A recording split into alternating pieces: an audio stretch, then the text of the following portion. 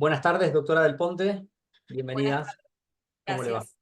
Bueno, continuamos con la etapa técnica del concurso número 232. En este caso va a ser su examen oral. Presentamos nuevamente a la doctora Carolina Ahumada y al doctor Diego Simonelli como jurados de este concurso. Eh, bueno, doctora Del Ponte, usted sabe que tiene 15 minutos para exponer el tema que ha elegido. ¿Está bien? Y luego de ello le van a hacer las consultas que estimen pertinentes tanto la doctora como el doctor. Va a tener en pantalla un reloj con el tiempo para que pueda ir ordenando la exposición. ¿Está bien? Perfecto, muchas gracias. Bueno, suerte, doctora. Adelante. Bien, bueno, el tema que voy a tratar tiene que ver con la imposición de penas desproporcionadas y la necesidad de revertir esta situación. Y este tema lo elegí particularmente porque es un interrogante que me he hecho en reiteradas ocasiones, que tiene que ver con cómo nosotros, desde nuestro rol como defensores públicos, podemos lograr que se reduzca la imposición de penas injustas o desproporcionadas.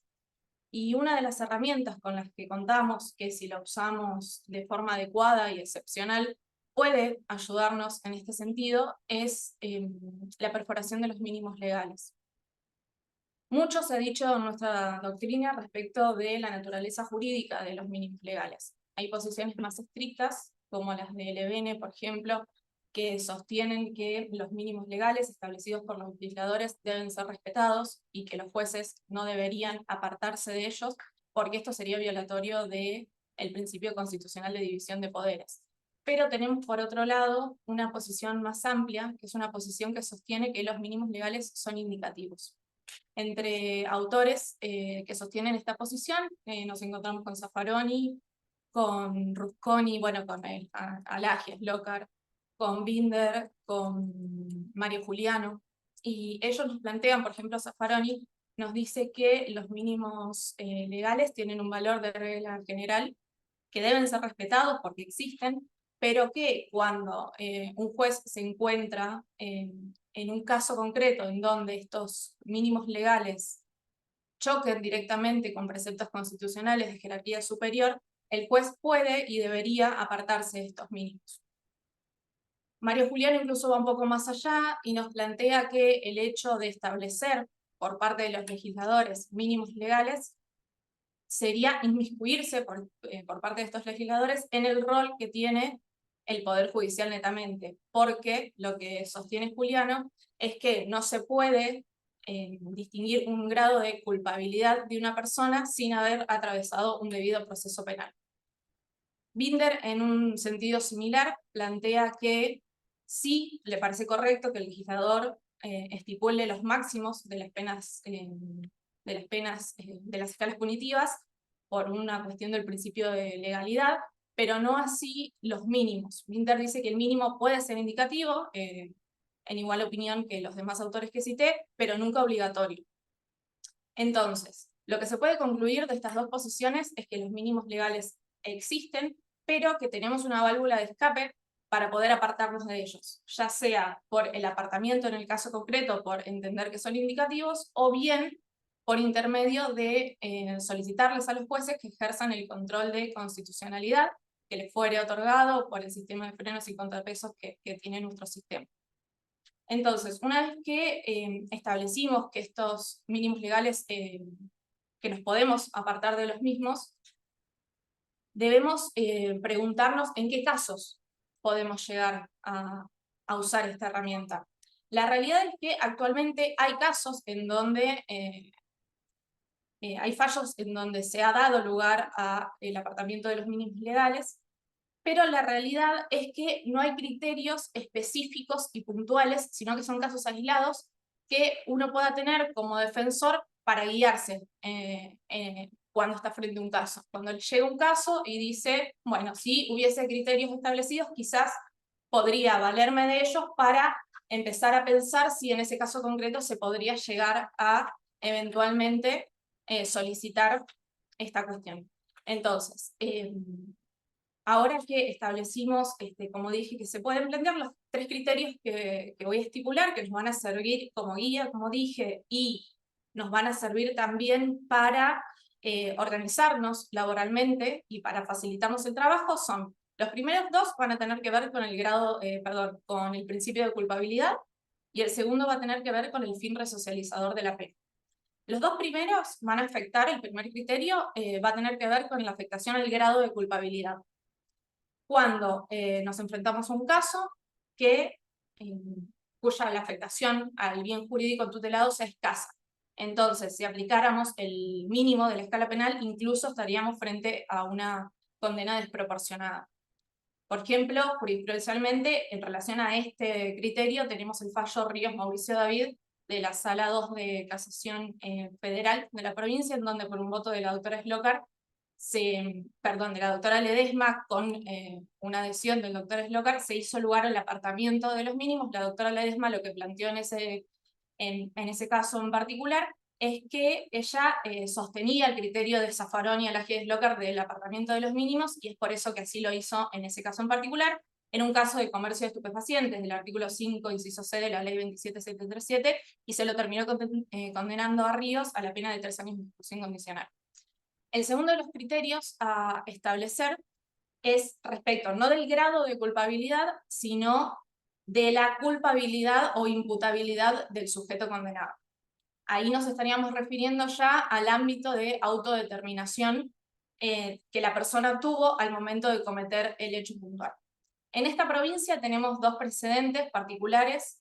Por un lado, el fallo Barahona del 2018, por otro lado también tenemos a Flores Torrico en el 2020, y en estos dos casos se han optado por estas dos válvulas de escape justamente diferentes que planteaba al principio.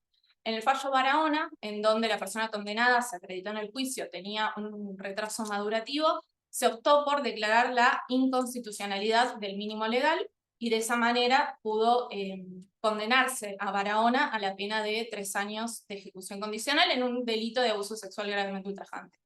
Y en el caso de Flores Torrico, lo que se hizo, si bien todos arribaron a la misma decisión, tanto la doctora Martini como el doctor Sommer, lo que dijeron fue que la doctora Martini, por una cuestión de perspectiva de discapacidad, dijo que debíamos apartarnos del mínimo legal previsto y que, por entender que eran indicativos, simplemente podíamos apartarnos y por eso perforar el mínimo. En el caso del doctor Sommer, arribó a la misma decisión en el caso de perforar el mínimo legal, pero haciendo la salvedad de que para poder perforar el mínimo legal había que previamente declarar la inconstitucionalidad del mínimo en ese caso concreto. Finalmente, el tercer criterio que quiero referir, que como bien adelanté al inicio, no tiene que ver con el principio de culpabilidad, tiene que ver con el fin resocializador de la pena privativa de la libertad, que, como bien sabemos, tiene basamento en la teoría de la prevención especial positiva, descartando de esta manera las otras teorías de la pena, de la prevención general y de la prevención especial negativa, y también las teorías de la unión. Descarta todas estas teorías nuestra Constitución y sostiene que el fin privativo de la pena es efectivamente la resocialización del imputado. Esta idea surge de todo nuestro bloque constitucional. Surge del artículo 18 de nuestra Constitución, del artículo 5 de la Convención Americana de Derechos Humanos, del artículo 10 del Pacto Internacional de Derechos Civiles y Políticos, incluso del artículo 1 de la Ley de Ejecución 24660 de nuestro país. Es decir, no hay otro fin que se le pueda achacar a la pena hoy por hoy en nuestro sistema que no sea la resocialización. Entonces, en alusión a ello, me pregunto también qué hacemos en los casos en los que el hecho de aplicarle una pena privativa de la libertad a una persona que ya se encuentra inmersa de la libertad sería lógicamente contrario al fin que la misma pena persigue. Entonces, este último criterio que voy a proponer tiene que ver con el rol social de la persona condenada. ¿Qué pasa en los casos en los que la persona condenada, y lo voy a subdividir en dos criterios, por un lado, no necesita la resocialización, y por otro lado, en otros supuestos, no solo que no necesita la resocialización porque ya se encuentra inmersa, sino que cumple un rol particular en el Estado que le es de utilidad? Para ejemplificar estos dos criterios brevemente voy a hacer una reseña respecto del primero de los criterios a un fallo del Tribunal Oral número 1 de Roca Federal, en donde En ese caso también era un delito de comercio de estupefacientes, del artículo 5, inciso C, de la ley 27737, en donde se había condenado a una joven de 25 años por este delito. En ese caso hubo una solución conjunta tanto por la Defensoría Oficial como por la Fiscalía. Se hizo un acuerdo y ambas partes solicitaron que se perfore el mínimo legal. El juez, que fue Braco, quien resolvió este acuerdo, lo homologó y sostuvo para perforar el mínimo que la joven, al momento de la condena, al momento en el que debía ejecutar la condena, debía imponer la condena, se encontraba con su vida totalmente resuelta en relación a cómo estaba al inicio del proceso. Al inicio del proceso ella no tenía trabajo, no estaba estudiando, por eso es que ella lo explica en su declaración, había decidido transportar estos estupefacientes y demás. Transcurrido todo el proceso, al finalizar y al momento de la imposición de la pena, ella tenía trabajo estable, en blanco, ella estaba estudiando, no había terminado la secundaria y había continuado con sus estudios en ese momento. Entonces, lo que se preguntaban las partes y el juez era qué hacemos en estos casos, porque condenarla a 4 años y decirle que vaya presa sería totalmente contraproducente y contrario al fin constitucional de la pena.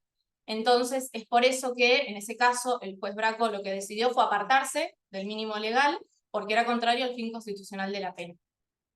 Eso respecto del primer criterio y respecto de casos en los que la persona ya está inmersa en la sociedad.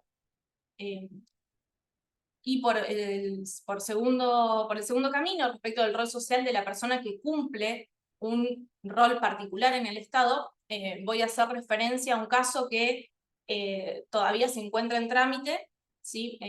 Por una cuestión de ética no voy a mencionar el apellido en particular, pero es un caso que se encuentra en trámite y es una persona que se enfrenta a una pena privativa de la libertad y que esta persona lleva adelante su vida sin trabajar, él no cobra ningún sueldo ni nada, simplemente es voluntario en una organización que se dedica a rescatar personas que tienen problemáticas de adicción. Entonces, esta persona que a su vez en su propia vida, desde que nació hasta que fue mayor de edad, pasó por diferentes vulnerabilidades y el sistema y el Estado le fue fallando en cada una de estas vulnerabilidades. Al cumplir 18 años, inicia él su propio tratamiento contra las adicciones y una vez que finaliza ese tratamiento, decide, por voluntad propia, quedarse en esa fundación y dedicar su vida enteramente. Ya les digo, él no cobra ni siquiera un sueldo por esto, él vive en esta asociación, en la granja. Entonces, él lo que hace es ir por barrios, consultando si hay personas que necesitan ayuda, los lleva a la asociación y los ayuda en todas las diferentes etapas y fases que conlleva la rehabilitación por una adicción a algún estupefaciente. Entonces, esta persona hoy por hoy se enfrenta a una pena privativa de la libertad. Por demás está decir que no tiene antecedentes penales, ni siquiera tiene una suspensión de juicio a prueba ni una condena condicional. Entonces, ¿realmente esta persona merece ir presa? ¿Realmente el Estado busca que esta persona, que está hoy por hoy ocupando un rol en el que el Estado no está presente, realmente pretende ahora perseguirlo y meterlo preso? Esa es la pregunta que yo me hago y por eso llego a la conclusión de que sería importante en este caso particular solicitar la perforación de los mínimos legales para que esta persona pueda cumplir una pena efectivamente de ejecución condicional y pueda seguir ayudando a las personas que ayuda cotidianamente. Para ir finalizando brevemente, lo que voy a decir es que entiendo que entre la aplicación descontextualizada de la ley y la justicia es esta última la que debe primar. Y que en el hecho de todos estos criterios que mencioné, si el Estado no se apartaría de los mínimos, siendo que son contrarios a preceptos constitucionales, podría incurrir en responsabilidad internacional. Gracias. Una aclaración más. En Ríos, en ese fallo después lo tendría que repasar, pero son muy puntuales las jurisprudencias, doctor, usted la mencionó, es muy puntual. En ese caso, yo si mal no recuerdo, de la Cámara Federal de Casación Penal, se alude a los mínimos y se hace lugar, pero por una cuestión procesal, y que el fiscal de casación había pedido, hubo un fiscal que pidió la preparación. Sí, en ese caso, Sí. claro, si mal yo no recuerdo porque Sí. también la leí, Ángela Ledesma hace alusión a que de todas maneras se podría apartar del mínimo legal, pero además en ese caso estaba el condicionamiento de que el fiscal, igual que en el caso que mencioné de Roca, había acompañado la posición de la defensa y por una cuestión del principio acusatorio deciden Hacer tomar, lugar. claro, hacer lugar a la perforación, pero por una cuestión de que también las dos partes estaban de acuerdo. Totalmente.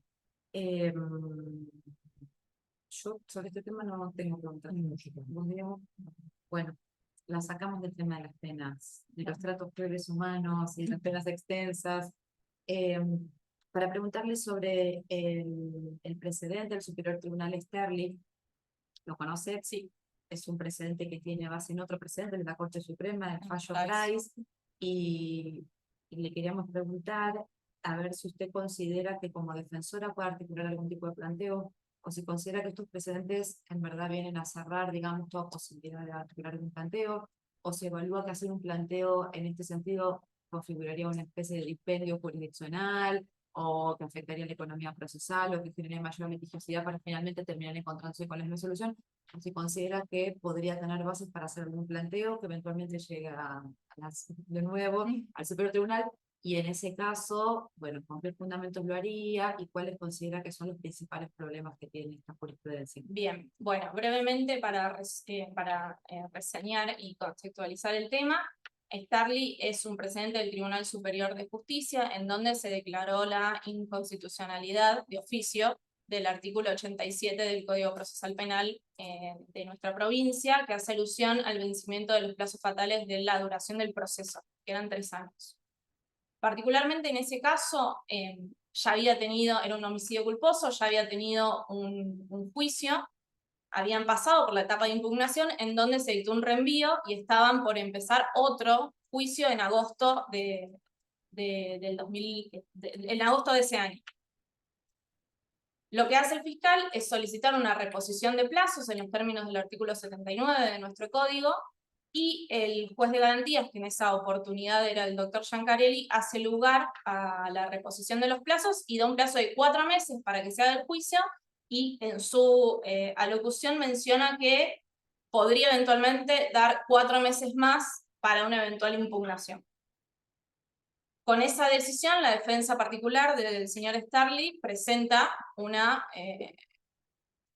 impugnación. En impugnación revocan esa decisión y sobreseen al señor Starley en relación al 87. Bueno, ahí es la fiscalía la que impugna nuevamente, y la fiscalía menciona, que esto es lo extraño, si se quiere, del caso en su alocución, que no va a solicitar, él lo dice expresamente, que no va a solicitar la inconstitucionalidad del artículo 87, porque justamente lo que hace nuestro Código Procesal Penal es dar válvulas de escape por si, por algún motivo en particular, que son los que están estipulados en el artículo 79, no se llegara a lograr todo en el plazo de los 3 años. Entonces, por ese motivo puntual es que no solicita la inconstitucionalidad, porque el mismo código ya le está dando una herramienta. Entonces, en el inciso 7, si no me equivoco, del 79, en donde menciona posibilidades de caso fortuito, podría adentrarse en la cuestión de la pandemia, que era el motivo por el cual el juez de garantías había hecho lugar a la reposición en primer lugar. Entonces, sin el fiscal incluso solicitar la inconstitucionalidad del artículo 87, el tribunal, y sin estar en pleno también, decide de oficio declarar la inconstitucionalidad de este artículo, a mi criterio equivocadamente, basándose en el precedente de la Corte Suprema de Justicia del año 2021, que fue Price. Digo equivocadamente porque el precedente Price se trataba del artículo 282 de Chubut, que hacía alusión al vencimiento de la etapa preparatoria. No se había presentado una acusación en ese caso y por eso es que había dado lugar al sobreseimiento. No es el mismo caso que se planteaba en Starley. En Starley estábamos frente al vencimiento de la totalidad del plazo, donde incluso ya se había hecho un juicio, y no solo un juicio, sino una impugnación. esto no es un detalle menor porque no es una situación análoga en la que el Tribunal Superior de Justicia puede decir, que de hecho lo dice en la sentencia, tengo que aplicar Price porque las situaciones son análogas. La realidad es que no lo son, no son análogas. Entonces, el Tribunal Superior de Justicia no estaba obligado a seguir ese precedente. De hecho, reitero, ni siquiera así lo había pedido la Fiscalía. Sin embargo, declara la inconstitucionalidad. Respecto de esta cuestión que me consultaban, si podríamos nosotros hacer algún planteo, actualmente, porque después el Tribunal Superior de Justicia continuó con ese temperamento, no solo en Starley, sino que fue en septiembre del 2023, sino también en Hernández, que fue a principios de diciembre del 2023, y luego en Parra, que fue a finales del 2023. Sin la Fiscalía solicitar la inconstitucionalidad, vuelve a declarar de oficio la misma en relación a Price, siempre con los mismos argumentos, exactamente los mismos argumentos en Starley, en Hernández y en Parra. En Parra particularmente había una situación en la que Parra había sido absuelto en impugnación y un mes después sobreseído por el plazo del 87 en relación a la duración del proceso. Es decir, Parra tenía 2 veredictos que lo desvinculaban del proceso.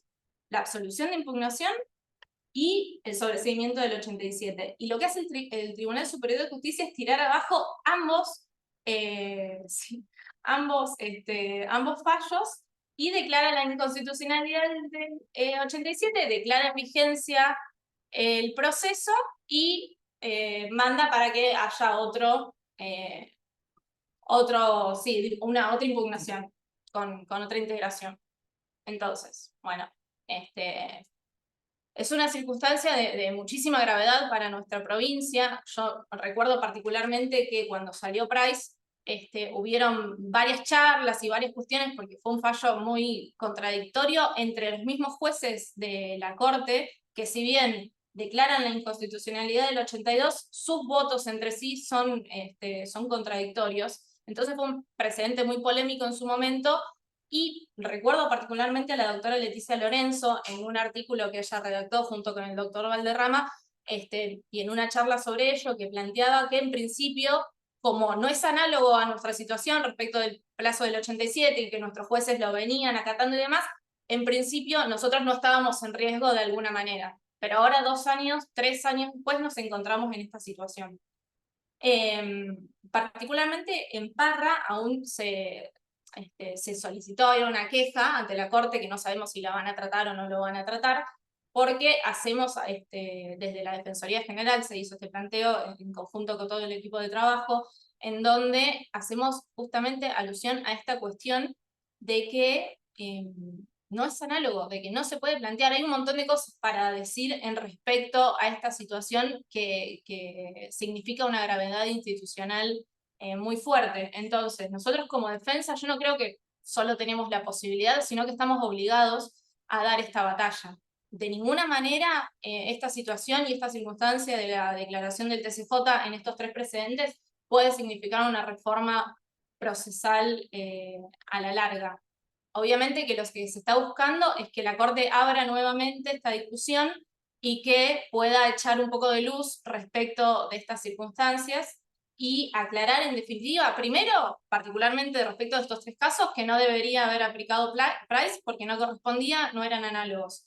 Y después respecto de las facultades delegadas en cuanto a los plazos razonables que cada provincia tiene la facultad de disponer en sus legislaciones provinciales.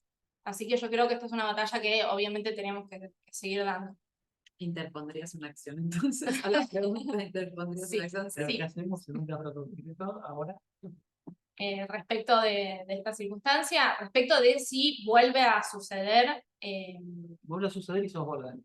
Vuelve a suceder, sí, lógicamente. Primero, una única salvedad respecto a lo que estaba diciendo.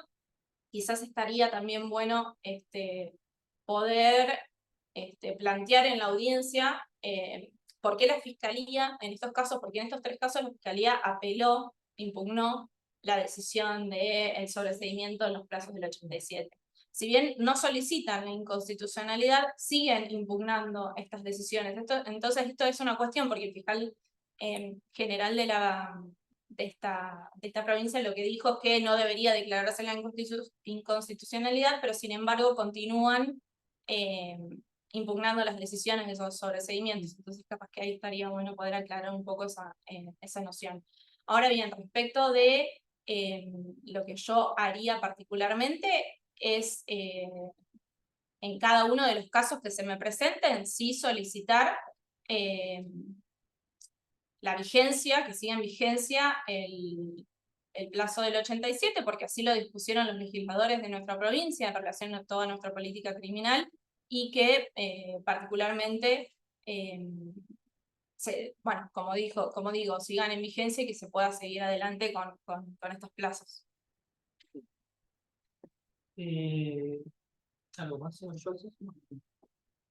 Creo que un último tema sería el tema cárceles en la provincia de Neuquén. ¿Con qué herramientas cuentan los defensores o contás como defensoras para mejorar la situación de un detenido que está en una comisaría con prisión preventiva en un lugar en el cual hay más personas de las que deberían estar en ese lugar? Bien, nosotros como defensores oficiales tenemos algunas herramientas particulares para poder subsanar esta situación. En principio tenemos dos vías que podemos utilizar. Una es la vía del habeas corpus y otra es la vía del artículo 117 de nuestro ordenamiento procesal penal, que nos permite solicitar en determinadas circunstancias alguna morigeración a esa prisión preventiva que viene sufriendo la persona en la cárcel. Brevemente hago una reseña a unos monitoreos que estuvimos haciendo en la Defensoría Oficial en este último año, durante el 2023, que fue una política que se discutió con la Defensoría General y que se dispuso que cada equipo operativo de la Defensoría pueda realizar y llevar a cabo monitoreos respecto de las personas que están cumpliendo prisión preventiva en diferentes comisarías. Entonces, estos monitoreos se fueron haciendo a lo largo de los años y se logró recabar un informe de la situación actual que tienen los procesados privados de su libertad en nuestra provincia. Bueno, los datos arrojados en esos informes, particularmente en la primera circunscripción, brevemente comento que actualmente, según los datos brindados por la policía, por la dirección policial de las personas condenadas, de las personas privadas de su libertad no condenadas, lo que arroja es que hay 72 plazas en la primera circunscripción disponibles para personas alojadas en prisión preventiva. Y actualmente, mejor dicho, hasta febrero del 2024, había alojados en comisarías de la primera circunscripción 104 personas, de las cuales 30 eran personas condenadas, porque las unidades de detención también están superpobladas, por lo tanto no pueden ingresar nuevos condenados a las unidades de detención, y 73, 74 aproximadamente eran personas procesadas. Esto excede el límite que según refiere la Dirección de Policía, está disponible para los cupos. Pero la realidad es que si ahondamos un poquito más en esa cuestión de estas 72 plazas que menciona, que están disponibles en la provincia, la realidad es que no cumplen con los metros cuadrados por persona dispuestos en la resolución 16 del 2022 del Comité Nacional contra la Tortura. Entonces, que dispone justamente de estos 6 metros por persona. Si nosotros aplicáramos hoy por hoy esas reglas a las plazas que tenemos en la primera circunscripción, el número de plazas disponibles se reduciría a por lo menos 39 personas. O sea que las personas que podrían estar habilitadas según la resolución del Comité Nacional serían 39, y hoy por hoy tenemos 104. O sea, la situación de emergencia carcelaria es realmente muy, muy, muy preocupante, y bueno, hay diferentes cuestiones que hacen a que cada vez haya más personas con prisión preventiva. Incluso hay otra cuestión de por parte de la provincia que intenta que se reforme el artículo 222 de nuestro Código Procesal Penal, que llevaría adelante juicios directos sin el aval de la Defensoría, y netamente lo dicen las personas que sostienen la necesidad de esta reforma, que el horizonte es llegar a condenas más rápidas. Entonces, nos preguntamos todos los defensores de esta provincia, ¿a dónde van a ir a parar esas personas y en qué condiciones de esas personas que van a ser condenadas rápidamente? Pero bueno, haciendo esa salvedad, continuando con lo que estaba comentando. Las vías que tenemos para solicitar que se subsane esta cuestión, como decía, es el habeas corpus, que dicho sea de paso, a finales del año pasado tuve la posibilidad de participar en uno junto con la doctora Verónica Cingoni, en donde solicitamos un habeas corpus en relación a un detenido en prisión preventiva que estaba alojado en una celda de contraventores, en donde no puede haber personas alojadas sufriendo prisión preventiva. La celda de contraventores es la que se llaman buzones, se conocen como buzones, y esta persona estaba viviendo ahí, estaba atravesando su prisión preventiva en ese sector, y había otros compañeros que también que tenían defensas por ahí particulares, que estaban en la celda de visitas íntimas o en la cocina, ¿sí? Bueno, partiendo de la base de que hay en teoría 72 plazas y son 104, tenemos un montón de personas durmiendo en el piso y en un montón de lugares donde no deberían actualmente. Entonces, esta persona en particular estaba en la celda de contraventores y tenía una particularidad, además de que es una persona que tiene leucemia y no le estaban siendo tampoco dados los medicamentos con la regularidad que necesitaba que se lo den. Entonces, en relación a eso, la doctora Cingoni interpuso el habeas y fuimos a la audiencia y el doctor Ravisoli hizo lugar a esta circunstancia, y lo que nosotros habíamos propuesto en ese sentido era la morigeración de la prisión preventiva, y habíamos ofrecido una domiciliaria en la casa de la abuela y demás, y así lo dispuso Ravisoli, y además lo que hizo fue ordenar que en el plazo de 30 días se reacondicionen las condiciones de la celda de contraventores, pues no tenía luz, los colchones estaban en mal estado, ¿sí? Había diferentes cuestiones que, una vez que transcurrieron los 30 días, la comisaría tercera nos mandó el informe y someramente habían arreglado algunas cuestiones de luminosidad y demás, y no estaban alojando personas en prisión preventiva, que era lo que no queríamos eventualmente, no solo de la persona respecto de la cual se había interpuesto la habeas, sino de todos los demás en la medida de lo posible. Y por otro lado, que el habeas sería la vía, la mejor vía en principio, porque las condiciones de detención están siendo agravadas constantemente en este sentido, pero la otra vía que tenemos también es solicitar a través del 117 de nuestro Código Procesal Penal una audiencia, que en el mismo artículo lo que se estipula es que las medidas privativas de libertad pueden ser revisadas en cualquier momento del proceso. Entonces, lo que nosotros también solemos hacer es tratar de, junto con el Servicio de Gestión Penal que tenemos en la Defensoría Oficial, realizar informes en casas, ya sea de familiares, de amigos o de alguien que tenga, alguien que los pueda recibir. Hacemos un informe respecto de la actitud de esa casa, de ese domicilio en particular, y vamos a la audiencia con esta información. Obviamente que se lo hacemos saber previamente a la Fiscalía, a veces la Fiscalía presta conformidad, a veces no, pero vamos a discutirlo en las audiencias, y hemos tenido casos también en donde nos han hecho lugar a estas morigeraciones con base en las situaciones carcelarias por las cuales atraviesa la provincia en este momento. Gracias, Bueno, doctora. Gracias. Buenas tardes. Igualmente.